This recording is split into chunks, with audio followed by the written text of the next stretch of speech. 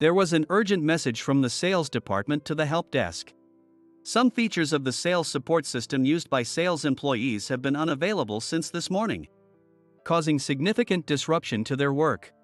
Emily, we're getting a lot of inquiries at the help desk about some features of the sales support system not working. Do you have any idea what's going on? With teary eyes and a nearly breaking voice, she replied, I have no idea what to do. What should I, with a desperate expression. Seeing her like that stirred a strong desire in me not just to help her but to protect her. My name is John, 30 years old. I work in the IT department of a manufacturing company, handling the help desk and dealing with various troubles and system issues. Since we also handle inquiries via email, I was going through the emails that had arrived since last night and prioritizing today's tasks. Then, I heard a familiar cheerful voice. Good morning.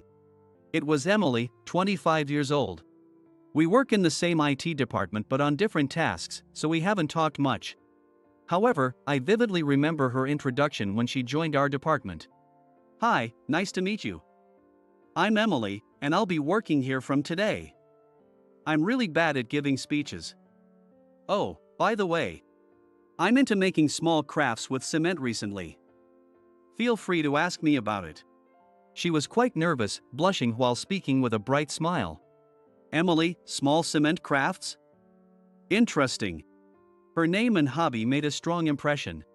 Probably most employees remembered her instantly due to her strong character during the introduction. Before I knew it, 3 years had passed since she joined. She looks pretty ordinary, but her energy and cheerfulness have continued to create a positive atmosphere in the department. Typically, the help desk inquiries are about resetting passwords, setting up shared folders, and fixing computer issues. But there are also technical problems with internal systems that are beyond our control.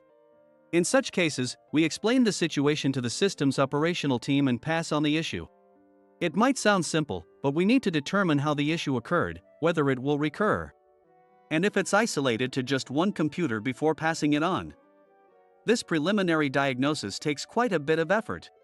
Steve, the manager, often criticizes us for being slow, but our job isn't just about fixing problems quickly. From a professional standpoint, it's crucial to ensure issues are resolved properly and won't happen again. I remind myself that thorough and preventive action is the most important aspect of our work, even as I endure Steve's complaints and sarcasm. About 30 minutes into the workday, an urgent call came from the sales department to the help desk. Usually, there's some quiet time, but not today. As soon as one call ended, another one started. Sales employees reported that some features of the sales support system had been down since this morning, significantly impacting their work. The same issue was reported simultaneously from almost all branches. They explained the situation with urgency in their voices. The sales support system is crucial for recording customer interactions, tracking progress towards sales targets, simulating necessary actions to achieve goals, and generating reports on sales activities. If this system is down, sales activities come to a halt. The phone was filled with escalating problem reports and a tense atmosphere. The head of the sales department even complained directly to our IT department head, Steve. He immediately came to my desk, emphasizing the seriousness of the situation and instructing swift action. A heavy atmosphere settled over the help desk team. Our jobs are already under a lot of pressure, but an issue that has a direct impact on the company's performance is even more stressful. Steve's face showed more tension than usual, and just seeing that made my chest feel heavy too. There was no time to diagnose the issue at the help desk. I instructed the team to email all relevant parties about the sales support system's outage. Simultaneously, I decided to explain the situation to the system's operational team. The team is within the same IT department. Although their desks are relatively close, sharing screens online often makes explanation smoother, so we've been using online calls lately. I confirmed that the system's operational manager was available for a call before initiating it. Emily, we're getting a lot of inquiries at the help desk about some features of the sales support system not working. Do you have any idea what's going on? Yes, the operational manager for the sales support system is the always cheerful Emily. She became the operational manager due to cost-cutting pressures from the finance department, which led to insourcing previously outsourced system maintenance.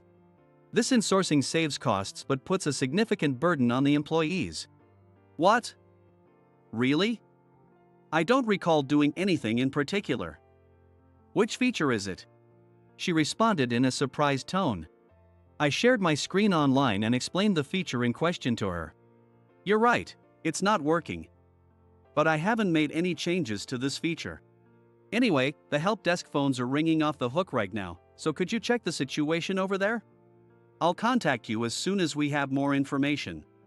Understood. I'll check the situation immediately. She said this and hung up the call. Thanks to the email sent to relevant parties about the issue, the inquiries to the help desk began to subside. I headed to her desk to check the situation.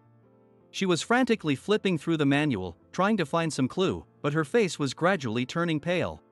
The usual liveliness around her was replaced by a tense silence, and her anxiety was palpable. Is there anything I can do to help? When I offered my assistance, she looked up with teary eyes and almost in a breaking voice said, I have no idea what to do. There's nothing in the operating manual or the procedures we got from the external vendor 3 months ago. I don't know what to do. Gone was her usual energetic demeanor, replaced by anxiety and confusion. As the situation showed no signs of improving, Steve approached her desk. She was still unable to identify the cause of the system malfunction, and her anxiety was evident on her face. With every heavy step he took, her shoulders tensed up more and more. Hey! Have you figured out the cause yet? Hurry up! His urgent voice was directed at her. Startled by his voice, she flinched and momentarily stopped what she was doing. Her eyes were filled with anxiety. Seeing this, I felt compelled to act. Steve, we're working hard to identify the cause. Please give us a bit more time, I calmly explained to him. Steve frowned for a moment but then seemed to understand my words. Fine. But this is an emergency, and we don't have much time. Get it done quickly, he said before quickly walking away. Emily looked somewhat relieved and took a deep breath before returning to her keyboard. Watching her struggle with the issue, memories of my past came flooding back. Her anxious expression and the look of helplessness, not knowing where to start. It was just like how I used to be. As a newbie, I had faced a major system failure and spent sleepless nights not knowing how to handle it. Seeing her like this stirred a strong desire in me to not only help but also protect her. In my previous job, I had obtained a certification in sales support systems and was responsible for its development and maintenance. While working in that role, I began to feel the need to work in a way that directly helped people rather than just solving technical issues. When I learned that my current company was hiring help desk staff, I applied. I had explained my qualifications to Steve when I joined, but since the sales support system was being managed by an external vendor at that time, there was no shortage of staff, and I was assigned to the help desk as I had hoped. I am probably the only one in this company's IT department with this certification. If someone else had this qualification, they would likely have been appointed as the operations manager for the sales support system by now. I was confident that my qualifications and experience could now help Emily. Emily, don't worry. Stay calm. Let's tackle this together. I have a certification in this system and was responsible for its development and maintenance in my previous job. I think I can help. Really? If someone that knowledgeable is helping, that's a relief. Please, I would appreciate your help. I then proceeded to ask her a few questions. I see. The operating manual doesn't provide detailed instructions, but I suspect the issue is due to an automatic version update. Automatic version update? Now that you mention it, I was verbally informed about such updates happening every few months. But I wasn't told about the procedures. The sales support system is a cloud service provided over the internet, and the provider regularly updates the system. Typically, our company's system administrators should receive an email notification about the update schedule and changes. But it seems the change of responsible personnel was missed during the handover from the external vendor. I checked online earlier. Yesterday was the day for the automatic version update. It seems the feature that stopped working was modified. There are instructions for dealing with it, let's follow them. But before that, there was something I needed to do before proceeding with the solution. I hurried to a certain person's office. Steve, sorry to bother you while you're busy. Could I have a moment of your time? What? Have you already finished addressing the issue? He, likely pressured by the sales department, was visibly irritated today. Actually, before that, I have a request, Steve. Can I use the admin privileges for the sales support system? I have a certification for this system and have used it before. With admin access, I can resolve this issue more quickly. I'll have Emily watch my actions closely, so please allow me to proceed. Normally, admin privileges are reserved for operations staff, not someone like me from the help desk. However, given the urgency, it was clear that I could address the issue faster than guiding Emily through the unfamiliar process. After considering for a moment, he agreed, "All right, I understand. I grant you permission. But make sure to document every step. We'll need to review everything later." Relieved to have his approval, I followed the instructions found online, made the necessary changes in the test environment, and repeated the tests. As soon as I made the adjustments, Emily verified the system's operation. We double-checked each other's work to ensure nothing was overlooked. It was a moment where I truly felt we were working together as a team. As the tests in the staging environment proceeded without issues, I noticed her expression gradually brightening. "All right, the tests look good. Let's apply the changes to the production environment." "Yes, please do." Following the same steps we used in the test environment, we made the changes in the production environment and then checked its operation. She clasped her hands together as if praying and stared at the screen. "It worked. Thank you, John. I couldn't have done it without you." When the system started functioning normally again, she sighed in relief and expressed her deep gratitude. There were tears of gratitude shining in her eyes.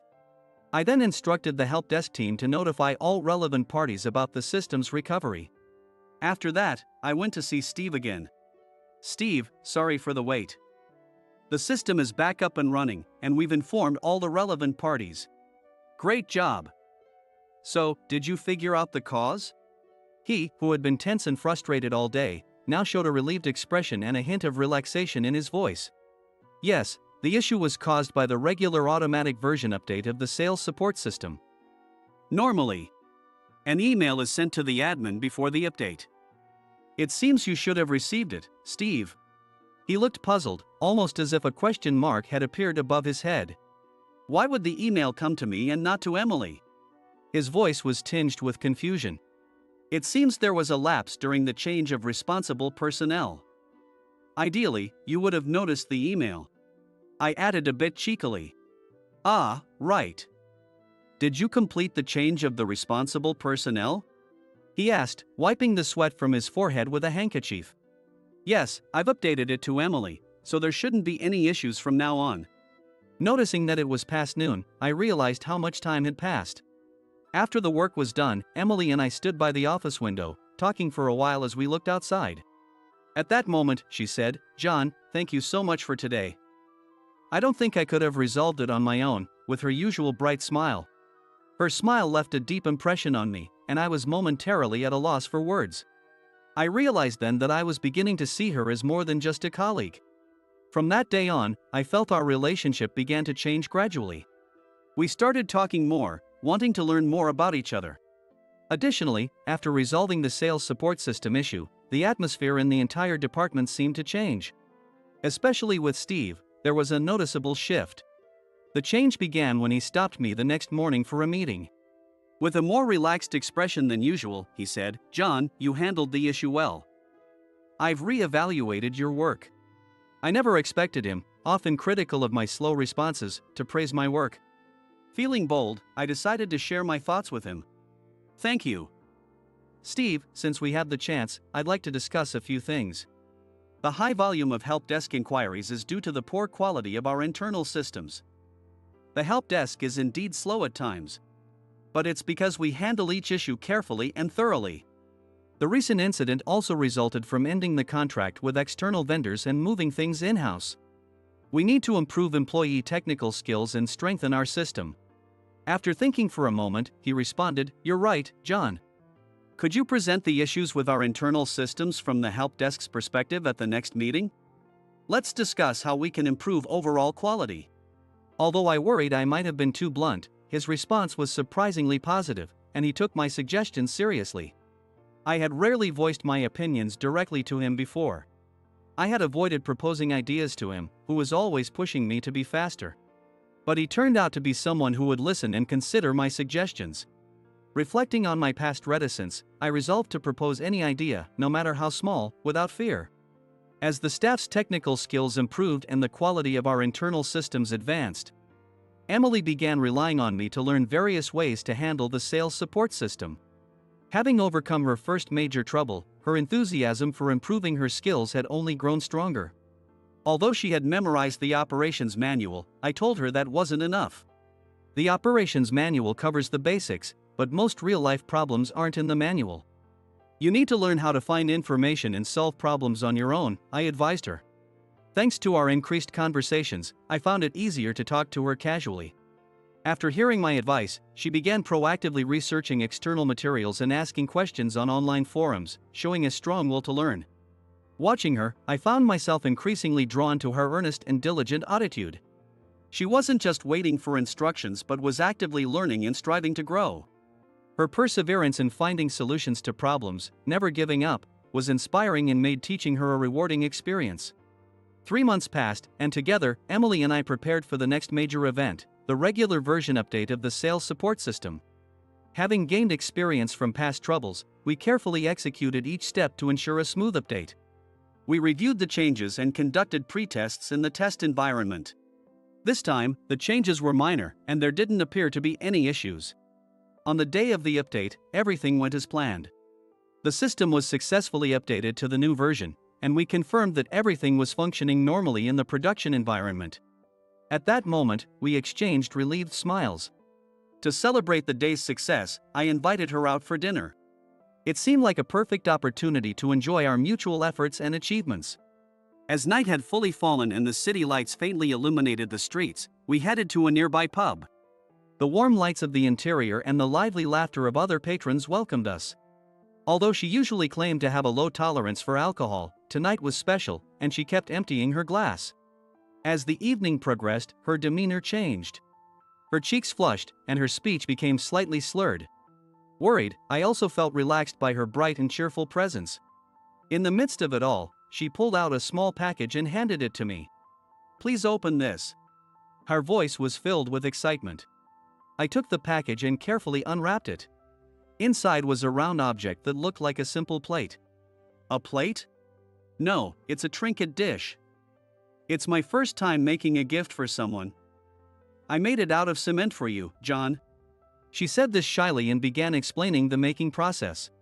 I made several prototypes to get this shape right, and finally decided this one was the best. Looking closely, I noticed it had my name, John, inscribed in letters. Knowing that I was privy to her hobby made my heart race a little. I deeply appreciated the enthusiasm and effort she had put into this gift.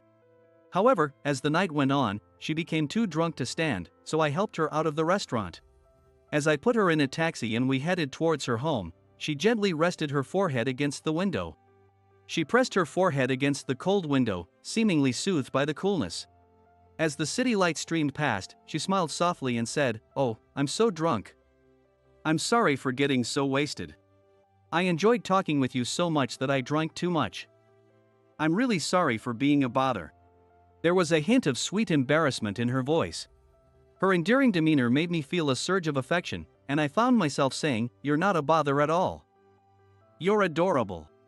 In her slightly tipsy state, she responded, "You can't say things like that when I'm drunk. Say it again when I'm sober." With a bit of playful teasing. Those words left a deep impression on me, and I just looked at her silently. That night ended with us parting ways like that, and I headed home alone. But even after arriving home and throughout the next day's work, her words, "Say it again when I'm sober," lingered in my mind, making it hard to concentrate. I found myself re-evaluating what her words meant and reflecting on my feelings for her. Just then, I received a message on my phone. It was from Emily. Her message read, "I'm sorry for causing trouble last night. I'd like to apologize properly after work." When the end of the workday arrived, we met in the conference room we had arranged earlier. The room was quiet, and the soft light of dusk filtered through the windows. As the door closed, leaving us alone, the room was filled with tension and anticipation. She was the first to speak. "Well, I'm sorry for getting so drunk last night. I didn't say anything weird, did I?" She seemed a bit nervous, but I looked into her eyes and decided to confess my feelings as she had asked the night before. Emily, you were very cute last night. I'll say it again, I like you. Not because I was drunk, but because I genuinely want to be with you. I conveyed my heartfelt feelings. Hearing this, she was momentarily speechless, but then a gentle smile spread across her face. John, I feel the same. I was so happy when you said that last night. I like you too. It seemed she remembered everything from last night. The tension in the room dissolved, and we confirmed our feelings for each other. From that point on, we were not just colleagues but a couple with a deep bond, enjoying each day even more. The time spent with her added new colors to my life. Years passed since we first met. The technical skills of the IT department improved, and the quality of our internal systems enhanced. Each system's operation team now had at least 2 members, reducing help desk inquiries. It was a cool autumn afternoon, in the park where we had our first date. The trees were adorned with colorful leaves, and a gentle breeze rustled them. We walked slowly along familiar paths, holding hands. Sitting on a bench, I took a deep breath and pulled a small box from my pocket. Her eyes widened as I got down on one knee. Emily, the days I've spent with you have been the happiest of my life. Will you stay with me forever? I asked quietly. When I opened the small box, a shining ring appeared. Tears filled her eyes, and she nodded without a word. At the entrance of our home, there is a small plaque inspired by the rings we exchanged at our wedding. It is inscribed with our wedding date and our names, a memento we made together from cement. Next year, when our baby is born, we plan to make another new plaque.